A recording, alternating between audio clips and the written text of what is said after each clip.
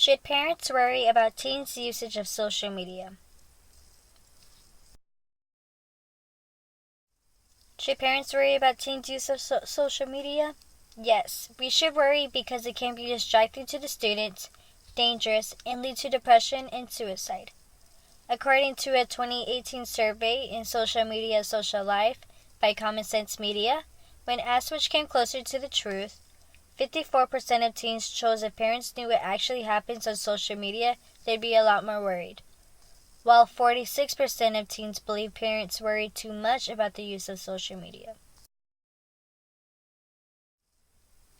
Social media is distracting. Social media distracts students from doing homework. According to a 2018 survey in Social Media Social Life by Common Sense, 57% of teens agree that using social media often distracts them when they should be doing homework. A social media notification triggers a response that's like a fire alarm in the brain. This pumps adrenaline in the body and takes the brain up to 30 minutes to regain focus. It takes 50% longer to accomplish a task and could make up to 50% more errors when responding to a notification. Social media also distracts students from spending time with family and friends.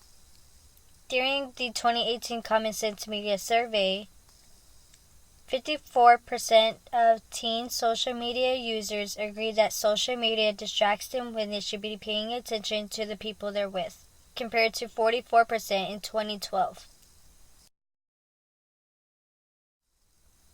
Although social media is distracting, teens are less likely to drink and engage in sexual activity.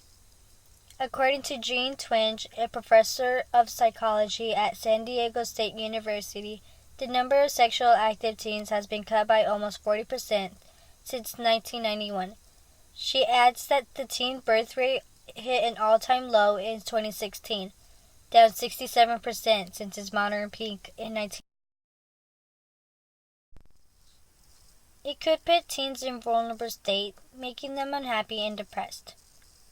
Teens who spend 6 to 9 hours a week on social media are 47% more likely to be unhappy. According to social media use in adolescence, teens who heavily use media report being less content and are more likely to report they are unhappy, often sad, and get in trouble frequently.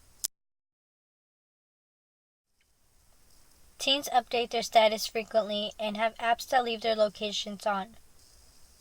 Alex Folks, a 19-year-old in Sherman, Texas, says he checks his friends' locations from time to time to see what they're doing and where they're at, using an app called Snapchat. Snapchat shows everyone on the friends list who have their locations on, and besides their exact location, shows how long they were last online. This can be extremely dangerous if a student friends someone who they don't know, because that person can look up the student's exact location.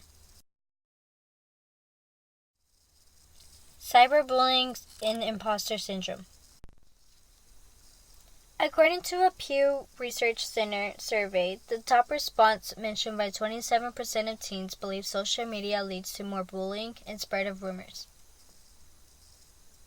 Dr. Donna Wick, a clinical and development psychologist who runs Mind to Mind Parents, says, "You can hope to teach teens that they can disagree without jeopardizing the relationship.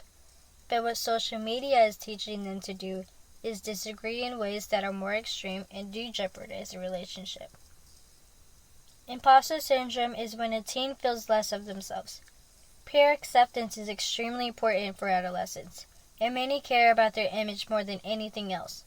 Dr. Steiner Adair agrees that girls are particularly at risk, saying girls are socialized more to compare themselves to other people, so it makes them more vulnerable to the downside of all of this.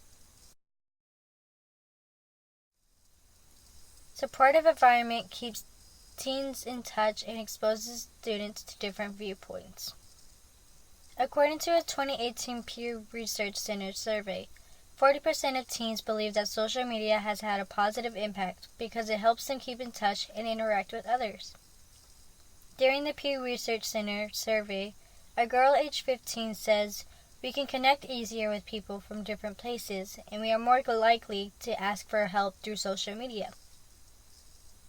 Celebrities like Dwayne Johnson, Gina Rodriguez, and singer Ariana Grande use the social media platform to speak out about mental health and encourage others. An example of online support occurred on Minecraft forum on Reddit, when an entire online community talked a teen out of his decision to commit suicide using voice conferencing software. There is a possibility teens can receive backlash. The online community can be hostile and filled with drama, which can be overwhelming to the student.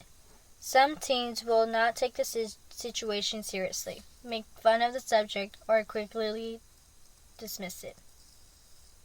Sammy Nichols of Lebanon, Pennsylvania, is an editor and writer who shares her personal experience of backlash from her coworker after opening up about mental health.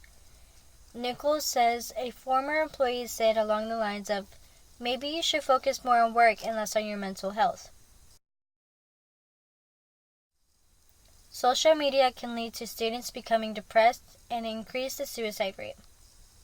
According to Twinge, teens who spend more than 3 hours a day on electronic devices are 35% more likely to have a risk factor for suicide.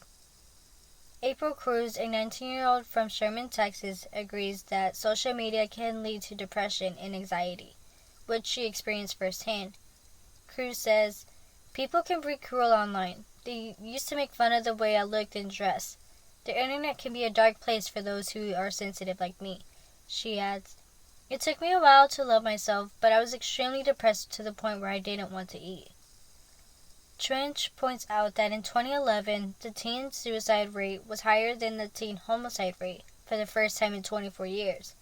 Since teens have been spending less time with each other, they are less likely to kill one another and are unfortunately more likely to kill themselves. Many teens believe social media cause more positive impacts. According to Anderson and Jingjing, a plurality of teens, 45%, believe social media has caused neither positive nor negative effects on people their age, 13 through 17-year-olds. Meanwhile, roughly 31% of teens say social media has had a mostly positive impact, while 24% describes its effect mostly negative. Chris Ferguson, writer for Houston Chronicles, believes irresponsible alarmism does little to advance the understanding of social media and more to create yet another moral panic. In conclusion, social media does have many advantages, like providing a supportive environment, connecting people, and declining sexual activity. But it's also frightening for parents, which is why we should worry.